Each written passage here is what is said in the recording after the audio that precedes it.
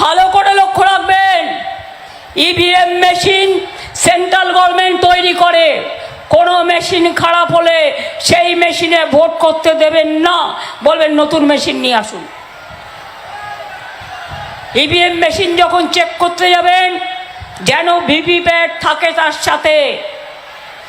কাউন্টিংয়ের 4 দিন যদি লোডশেডিং করে দেয়, সেন্ট্রাল ফোর্স আপনাকে ঢুকতেও না দেয়, মা বোনেরা এই 4 দিন রাত জেগে পাহারা দেবেন। এই কদিন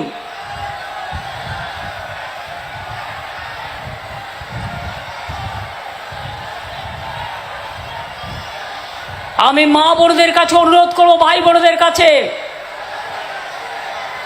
আমি সর্বশক্তি দিয়ে লড়াই করছি, আপনাদের আমার পাশে থাকতে হবে।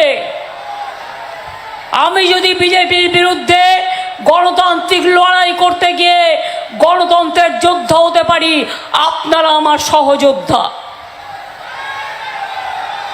আর তৃণমূল কংগ্রেসের নেতারা সম্পদ নয়, কর্মীরা সম্পদ।